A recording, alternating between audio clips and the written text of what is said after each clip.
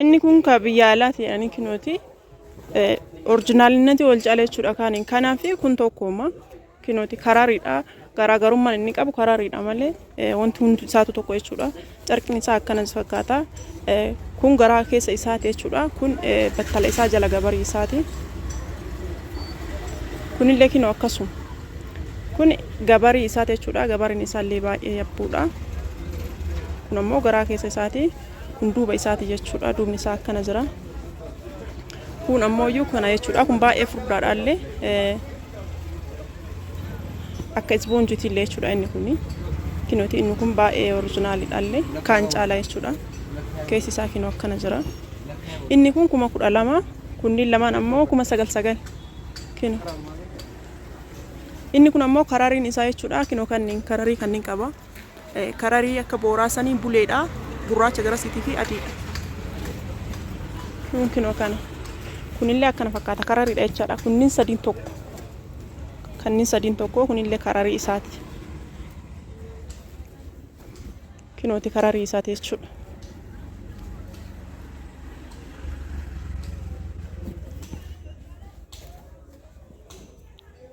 karariin baay'eedhaan jira kinooti argitanii akkana jira jechuudha kabarbaadameen filatamaa jechuudha kinoo arfan isaa iyyuu tokko garaa isaa keessa kun duuba isaati kunniin arfan zariin isaa tokko jechuudha sadinuu arfanuu 9,900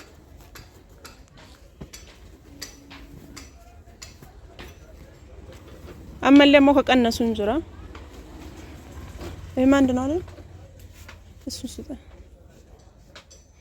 istiqoillaa saayis kun ammoo iyyuu ka biyya keessaati kinoo ka biyya keessaati gatiin isaa illee 5,000 gatiin isaan qannas kinooti kunillee carqii 12 fi firaashii 4 qabata hundunuyyuu akkasuma jechuudha kunillee kinoo ka biyya keessaa barbaadan kunniin isaa tokko jechaadha kunniin argitanii kunniin ka biyya keessaati originaalinatti wal caala malee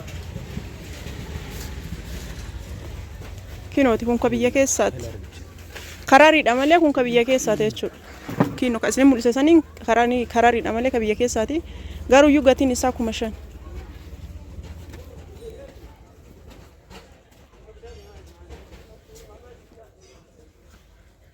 hunduu tiraas carqii 12 fi firaashii 4 qabata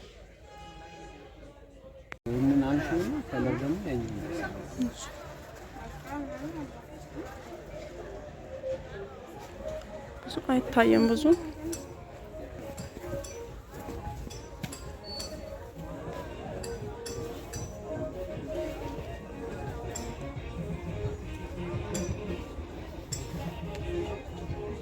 ሌንዝ ለቹ isa kana fi kun tokko garuu iyyuu garaagarummaan isaa kun daarii irraa adii gugurraacha ta'ee jidduu keessa adii qaba jechuudha kararii lamaanimi kun ammoo iyyuu garuu kararii tokkocha qofa argitanii kun kararii tokkocha qofa algaalimsin isaa illee carqiin isaa illee akkanuma jechuudha ka firaash illee carqiin isaa illee akkanuma jechuudha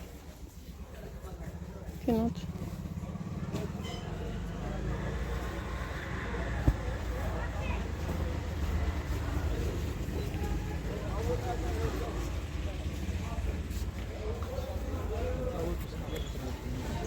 chino garaagarummaan isaa jechuudha tokkuma carqiin isaa tokkuma gatiin isaa illee wanti garaagarummaan isaa garuu kun jidduu gurraacha qaba dagalee lamaaniin kun ammoo aynatuma tokkochaa hojjetame kun aynata lamaan carqii kana yoo barbaadan hodhisiisuu illee dandeettanii argitanii tiraasii akkanaallee hodhisiisuu dandeettanii maggarraajaa illee ta'a tiraasii akkanaa kanallee ta'a jechuudha carqii firaashii illee ta'a deebi'ee ka tiraasii ofirraa qabullee ta'a isin akkaataa barbaadaniin ajajachuu dandeettanii isa kana jechuudha tiraasii xiqqishuu amma isin mul'isaniin tiraasiin akkasii hodhama jedha tiraasii gurguddaadhaan jechuudha carqii firaashii gurguddaa 4 fi tiraasii carqii isaa ka isarra hirkifamu san 12 isaa walirratti yoo hojjechiifachuu barbaadan 8,000 jechaadha carqii firaashii 4 fi tiraasii carqii 12 yoo hodhisiisuu barbaadan aynata barbaadaniin kararii barbaadaniin kinoo karariin kun hundinuyyuu ka isaan hodhamu yoo barbaadan maggarrajaalee hodhachuu dandeettan yoo barbaadan maggarrajaan kinoo akkana hodhame jechaadha argitanii mitiriin keessan akkaataa mana keessaniitti ilaaltanii mitirii ittiin hodhisiisuu dandeettan. Sibiilli illee gatii isaa keessa herreegamee itti ni gala qabattoon isaa jechuudha. Carqiin kinoo kanneen fakkaata. Carqiin kun carqii baay'ee furdaadha. Algaalimsi illee ta'a jechuudha. Tiraasiin kunniin yoo barbaadan 350. Soofaaf illee taate firaashiif illee taate jechuudha. Akka riba majlisiitti namni barbaada yoo jiraate birrii 350 jechuudha. Baay'ee bareedde jechuudha. Akkana fakkaatti isin barbaadan taanaan bitachuu dandeettan namoonni barbaadan jechuudha. Firaashiin kun amma dhufe. Mitiriin isaa mitirii 2 jechuudha. Kaan irraa ka duraanii ka firaashiin irra galu san irraa saantii 60 ol caala. Gatiin isaallee inni kun birrii 2,000 jechuudha. Ka duraanii ka isin beektan san irraa saantii 60 ol caala jechuudha. Isa san illee isin mul'isa. Isa kanaan jechuudha. Inni kun birrii 500. Garuuyyuu isa kaaniin saantii 60 waa wal caalaaf jecha birrii 500 illee akkasuma wal caala jechuudha. Baay'ee bareeda. Firaashii irra baay'ee bareeda. Arba majlisii fakkaata. Carqiin isaa yoo irra galee jechuudha. Carqiin isaa waan jiruuf carqii isaa irra galchitanii barbaadan irra hodhisiiftanii barbaadan hodhisiifamaa irra galchitan akkasitti bitachuu dandeetta. Yoo barbaadan walirra lakka'ee isin mul'isa. Hagam akka wal caalullee walitti lakka'ee isin mul'isa. Firaashii kana namni hin beekne hin jiru. Hin beektan. Kun isin dhibuu danda'a. Garuuyyuu addaan baasee akka isin galuuf jecha wali hirkisee isinitti mul'isa. Hagam akka wal caalu isin mul'isa jechuudha. Kinoo asitti ilaalaa. Isin ka beekuu qabdan qumatiidha malee garaadhaa miti. Garaa wali hin qixxaawu. Maaliif jennaaniin kan firaashiin diimaan kun firaashii biraa gubbaa waan galeef jecha ol dheerate. Garaan isaa tokkuma isin beekuu qabdan. Garuuyyuu wanti isin ilaaluu qabdan qumatiidha. Qumatiin hagama wal caalaa beekuu barbaadan taanaaniin wali as hirkisee isin mul'isa jechuudha. Sababa saniif wali isin hirkise.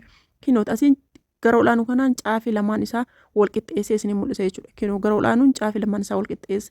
Dakanaan hagama wal caalaa hojjetan kinooti. Saantiin 60 jechuun haga kana wal caala. Birrii illee sababa kanaaf wal caala.